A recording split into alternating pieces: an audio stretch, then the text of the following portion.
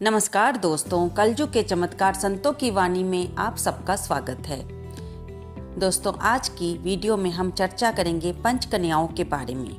वैसे तो हमारे इतिहास में बहुत सी ऐसी स्त्रियां हैं जिनकी पतिव्रत धर्म की मिसाल दी जाती है, लेकिन मुख्य तौर से 5 कन्याओं का जो नाम आता है और जिनके बारे में ये कहा जाता है कि उनका नाम लेने से अनेकों अनेक पाप धुल जाते हैं। कहा जाता है, ब्रह्म पुराण के हिसाब से ये कहा जाता है, अहल्या द्रौपदी तारा कुंती मंदोदरी तथा पंच कन्या समरेत नित्यम महापातक नाशम।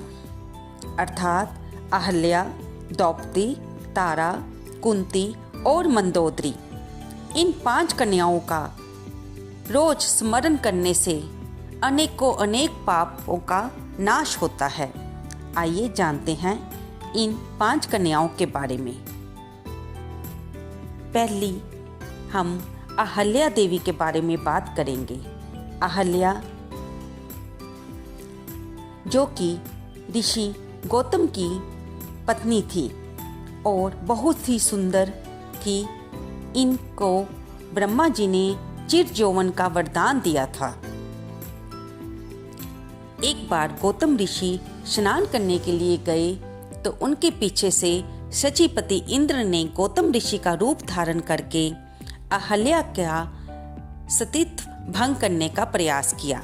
जब गौतम ऋषि वापस आए तो उन्होंने इंद्र को अपने आश्रम में से बाहर निकलते देखा और क्रोधित होकर अहल्या को श्राप दिया कि वह शिला बन जाएं। जब अहल्या देवी ने ऋषि से बार बार माफी मांगते हुए कहा कि इसमें उनका कोई दोष नहीं है, तब गौतम ऋषि ने इस श्राप को वरदान में बदल दिया कि त्रेता युग में जब श्री राम के रूप में प्रभु अवतार लेंगे तो उनके चरणों से स्पर्श से तुम्हारा उद्धार होगा।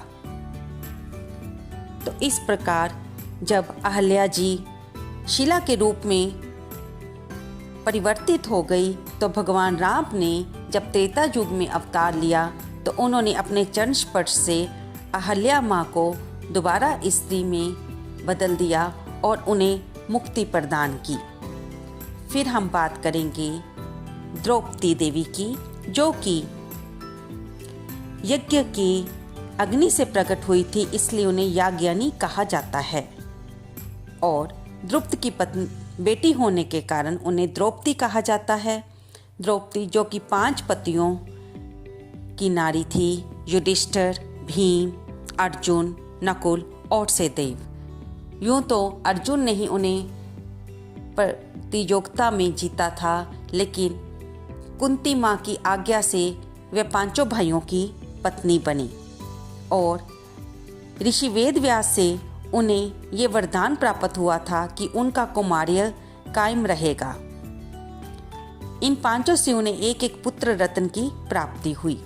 जब ध्रुत क्रीड़ा में युधिष्ठिर सब कुछ हार गए और दुशासन द्रौपदी को खींचते हुए सभा में ले आया और उसका चीरहरण करने का प्रयास किया, तब द्रौपदी ने पहले तो अपने पतियों के बल पर विश्वास किया, फिर अपने बल पर विश्वास किया। जब कुछ भी काम ना आया तो उन्होंने दोनों हाथ ऊपर उठाकर भगवान कृष्ण को पुकारा। तब भगवान कृष्ण ने वस्त्र अवतार लेकर इनकी लाज बचाई। 5 पांडव धर्म की शिक्षा पर थे, इसलिए भगवान श्री कृष्ण ने उनका साथ दिया और महाभारत के युद्ध में पांडवों की विजय हुई।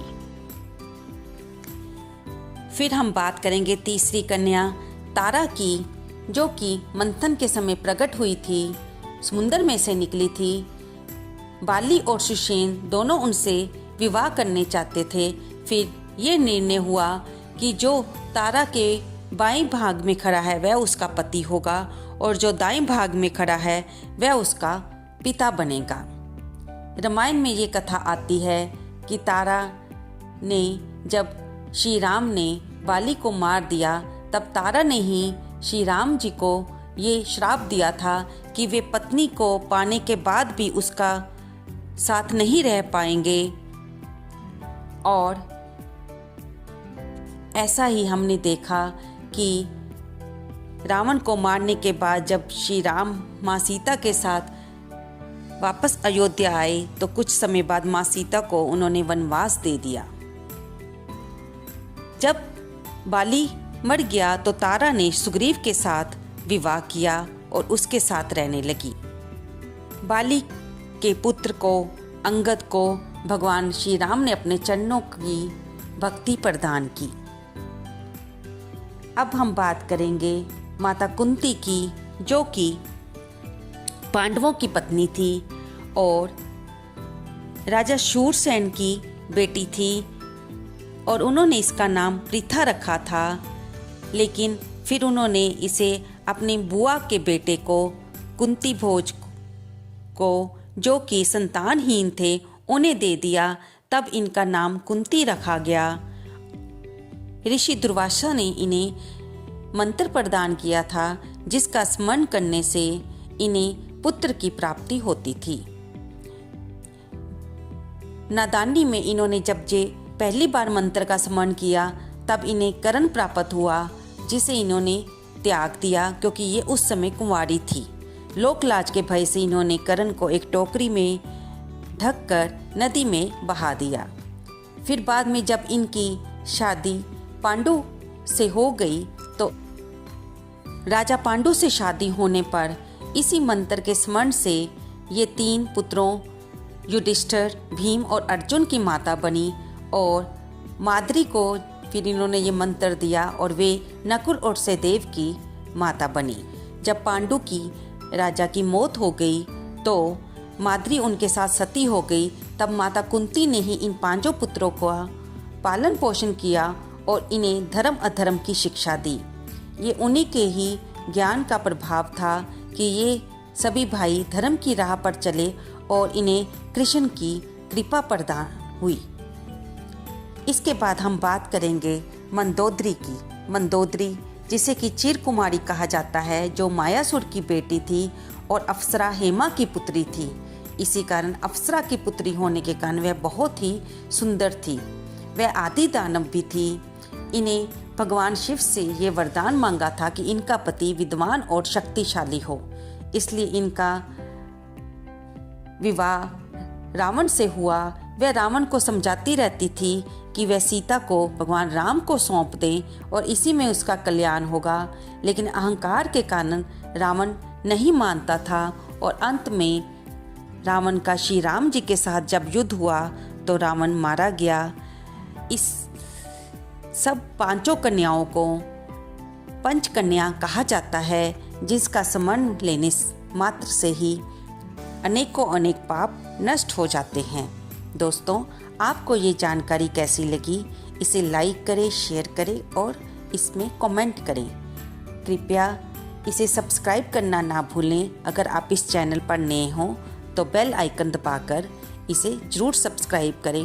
और दोस्तों, अगर आपको मेरी वीडियो अच्छी लगती हैं तो इन्हें लाइक करना ना भूलें। आपका एक लाइक और उसमें लिखा गया कमेंट हमें मोटिवेशन देता है।